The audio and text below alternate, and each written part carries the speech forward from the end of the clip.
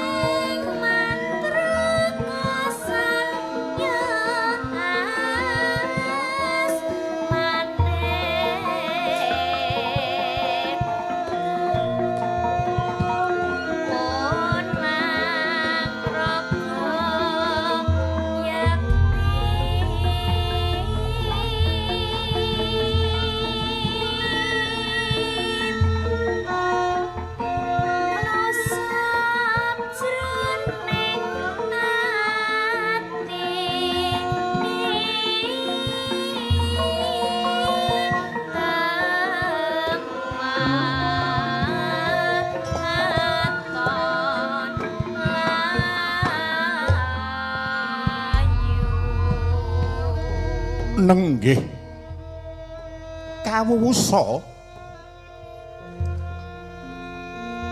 ing taman keputren negari Mandaraka nalika samono wis ngancik serap surya kawimbuhan mendung hangrek gemeng ireng gembuleng nglimputing taman keputren negari Mandaraka nalika semono senadyan kathah sesekaran mawarna-warna alum gandane parandene kucem alum kaya tanantuk toya samono kaya melu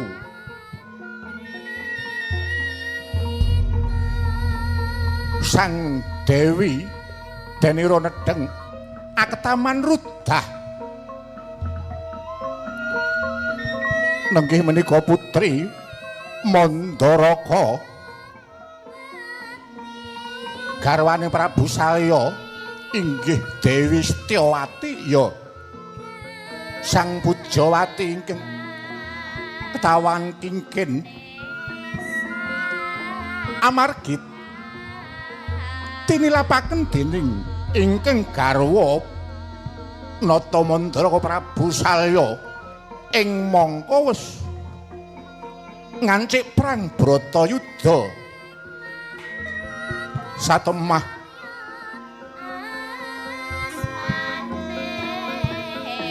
maneka warna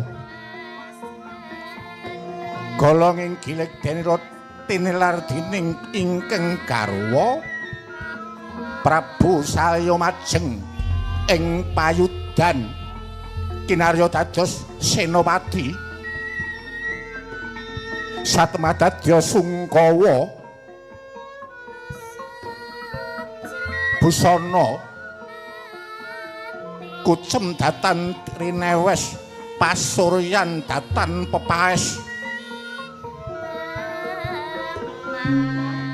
handina tansah ngguguk nangis datan karaos brol loh nyomijil hamara wayan anelsi pangarasan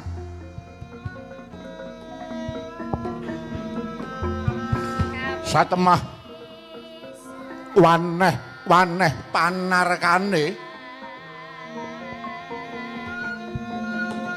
kemutan dhateng ingkang garwa ketang tresnanipun kemutan Sang Pujawati nalika andon katresnan kaliyan Sang Narasoma Marahina semubang Hyang Haruna kadinetraning anggarapuh sabdaning kukila rengkani kara sageter kinidungane ingkung hong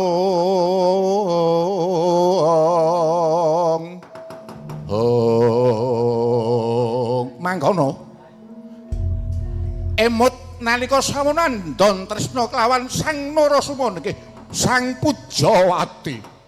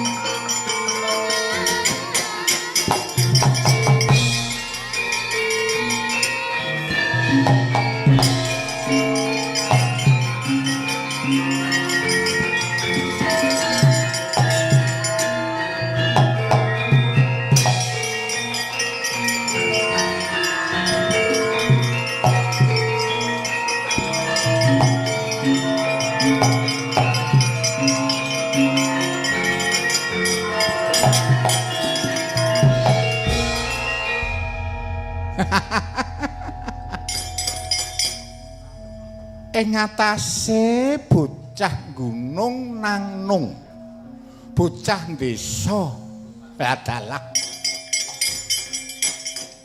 lho hei Pujawati lah iki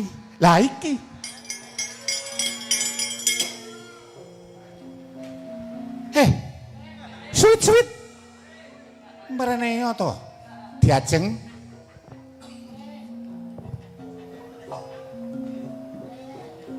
senengane kok ngenyek aku wong gunung nangnung wong desa sasa kosek to lah iki lah ini wong gunung nangnung kok ana wanita wong gunung kok ayune ngungkuli widodari suarane wah aku kelingan kono ing Mandaraka ana abdi dalem jenenge entin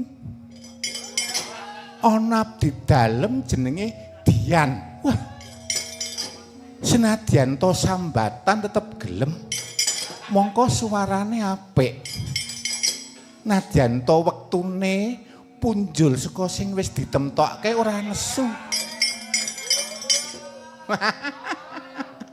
Sik, aku tak takon, Pujawati. Wonten pangendika ing ngadhawuh, Raden. Coba aku kepengin kaya ngapa gedhening katresnanmu. Nuwun inggih, Raden.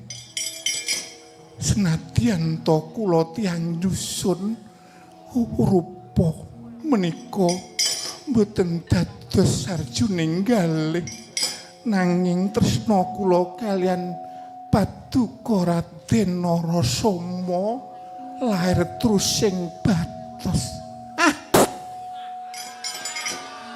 Ngapusi. Saestu Raden. Ing mangkinipun senadyan dumugi ndelahan kula tetep tresna kalian Paduka Raden. Ya kaya ngono padha. Yen kaya mangkono pun Kakang uga tresna nadyan ta wong gunung. Nanging ndelok saka lagak-lagianmu si Adi bakal tresna marang pun Kakang lair trusing batin. Ayuh ing mangkono bakal tak boyong ana negara Mandaraka Pujawati.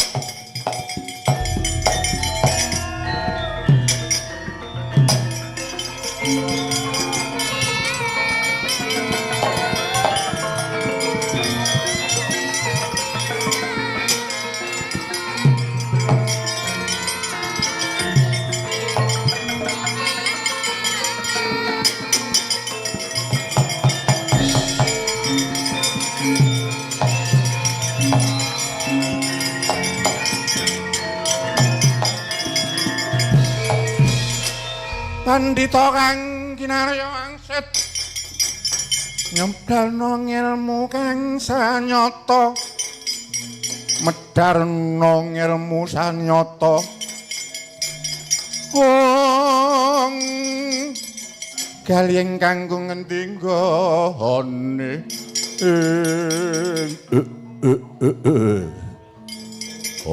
ngelah ing anak kunggir Pujawati. Ana dawuhmu apa? Bapa Begawan Bagaspati. Ya, aku saka Kadowan nggonmu srawung karo Raden Narasoma. Mergo aku ngerteni wiwit cilik nganti diwasa. Sira iku wanita sing utama.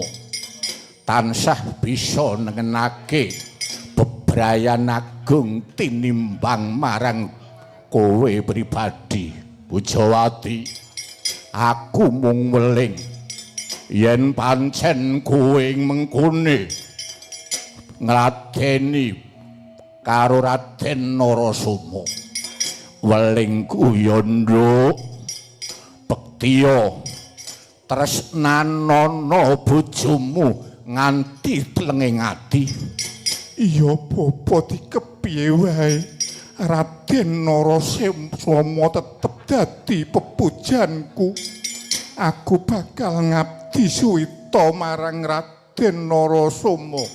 Iso tak gugu nemu nduk. Iya bapa wong aku kasunyatane anake bapa. Ya yen kaya mangkono kanggo ngeling-eling tresna karo bojomu, setya karo bojomu. Jenengmu aja Pujawati nanging Setyawati, nduk.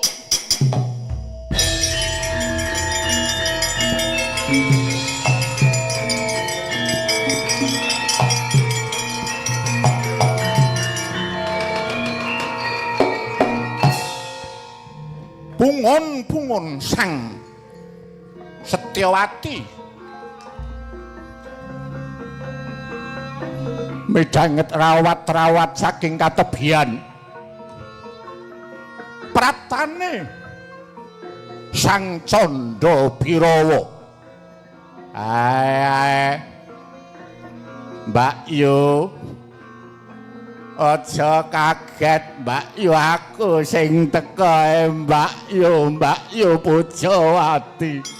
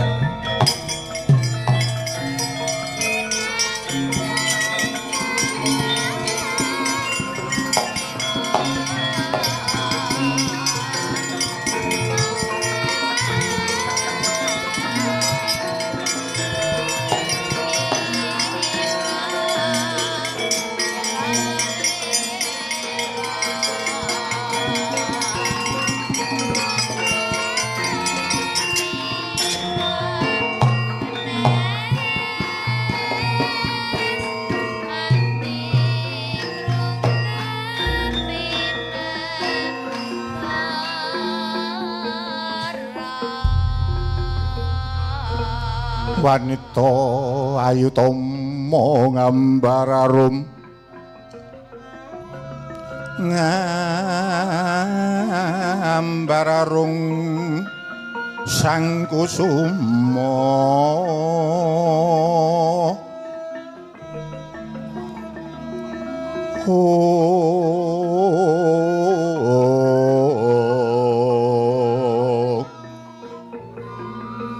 sawangnya gendreh manis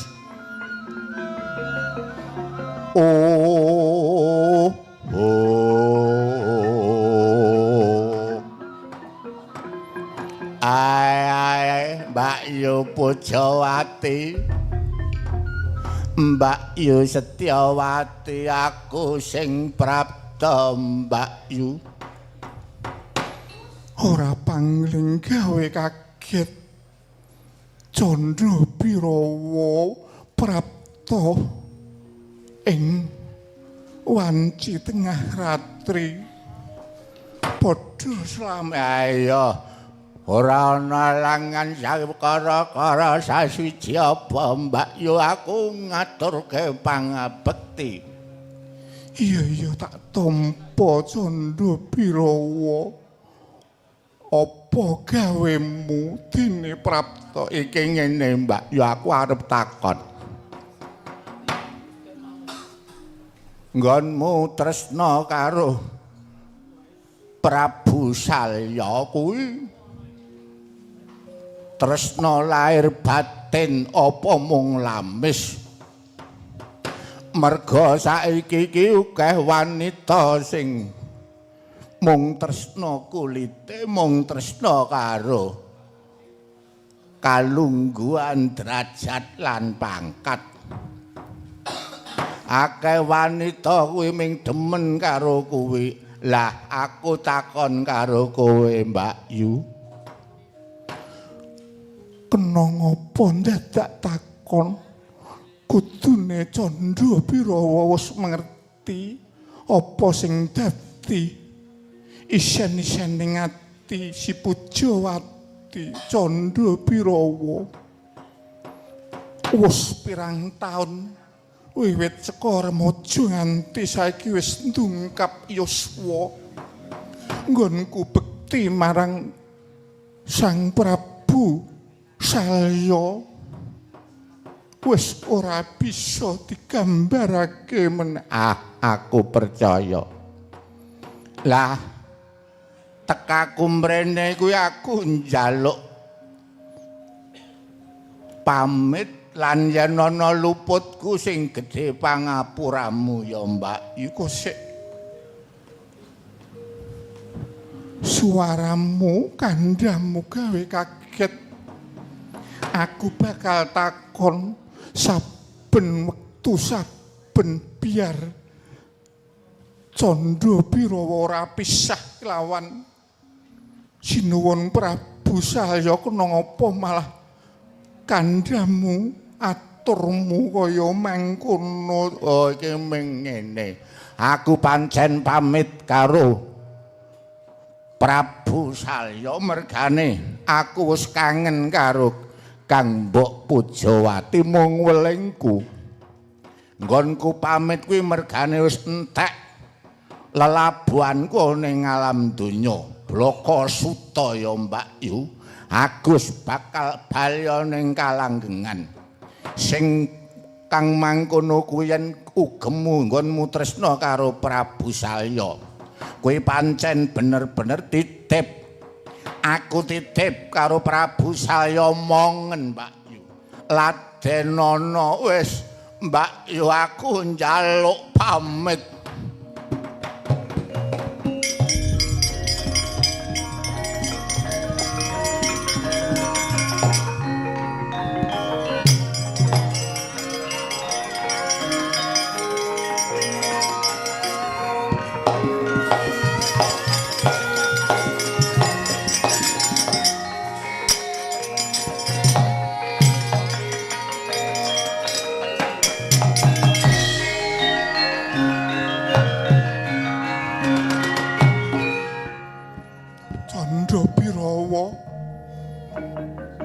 Candra Pirawa pamitmu gawe sumedhot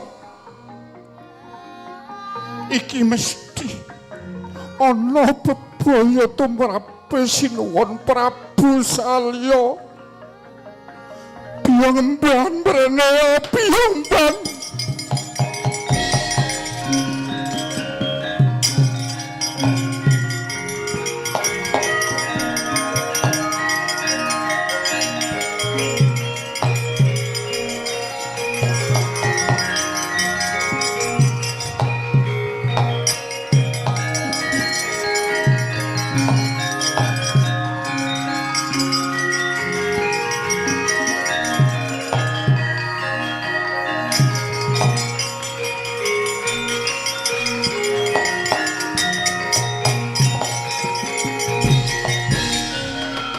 Malas dening ludira kawang-wang ngegono bangsumirat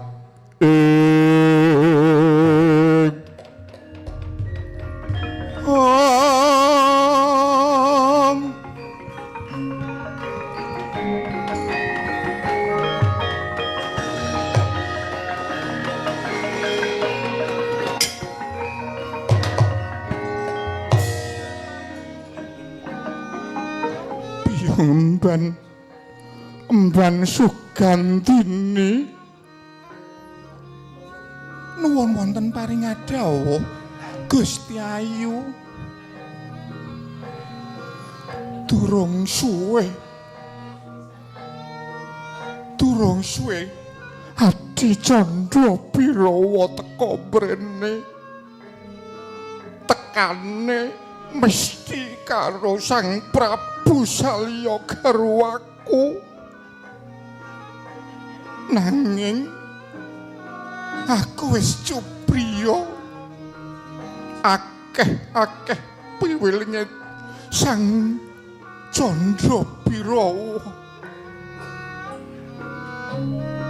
Ing mangka iki lagi perang Bratayuda. Aku ditilapke. Aku duwe panyakra bawa mesti sinuwun Prabu maju ning palagan lan mesti nemu bebaya. Mula kang saka iku biyong Mban Sugandini derekno. Ayo ngupadi golek sinuwun Prabu Salya. Mangke rumiyin to Kusuma Dewi. Menika wancinipun tengah ratri ing mangka jawah kathah pradet bledhek guntur ing sami sesanderan yen pancen Sugandini ora gelem nderek aku wis aku tak budal dhewe senadyan tengah wengi aku tetep goleki sinuwun Prabu Salya. Aku wis duwe pengangen-angen yen sinuwun Prabu Salya ana bebaya. Oh nggih. Menawi tetala mekaten Kusuma Dewi, monggo kula dherekaken.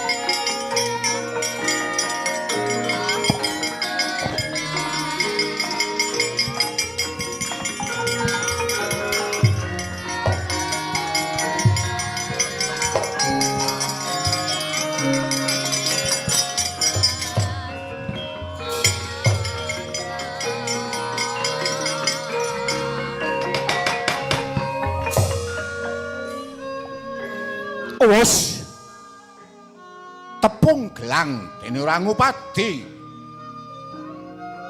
Narendra Mandaraka Prabu Salya dening garwanira Dewi Setyawati. Tengah ratri wonten ing payudan amung kathah ludira mawa bacin gondo arus sakedhap Sang Setyawati dalah emban Sugandini ngandung bangkening kuda ngandung bangkening turangga duwe pangga miyang kreta parandene datan rinewes ingkang kinarya bor amung gebyaring cleret mayang tatit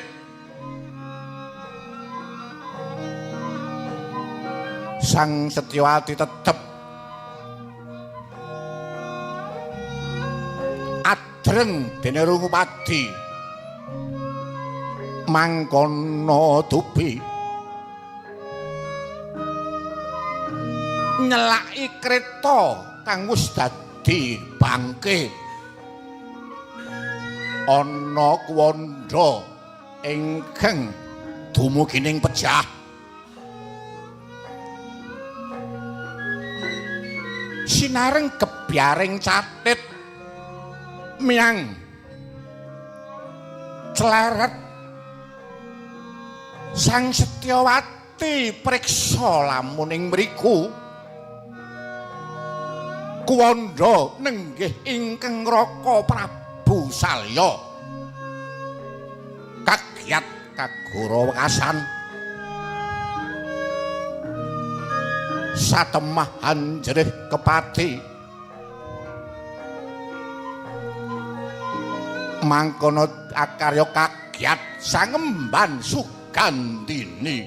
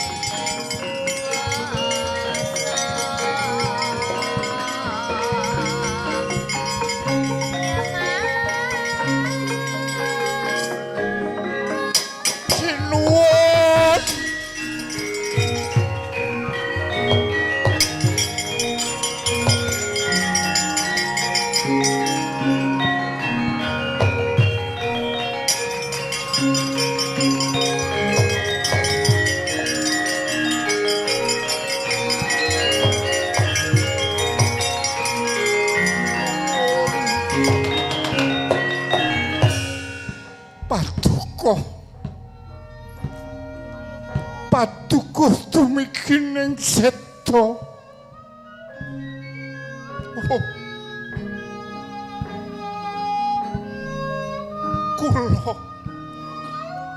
Kula mboten saged pisah kaliyan Paduka sinuwun.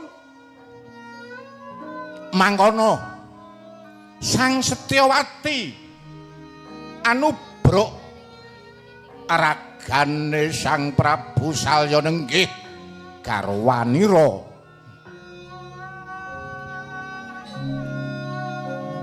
Dupi Sang Setyawati wis ndungkap yuswa ing Wanciratri kat nedenge jejak Jawa deres dangu saya dangu kekes atis hanjalari tatan eling Purwaduk Sina satemah ginaris Sang Maha Kawasa Dewi Setyawati pejah seda wonten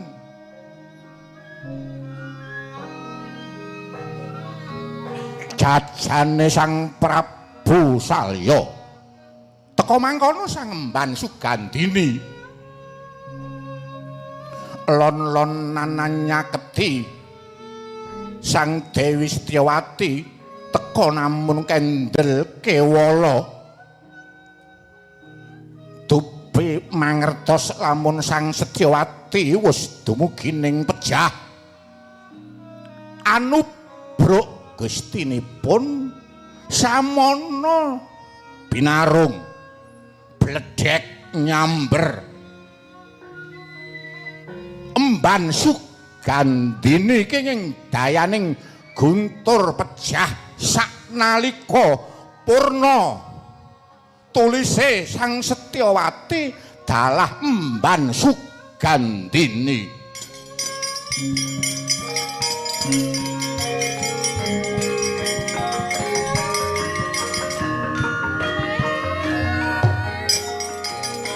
Gusti Ayu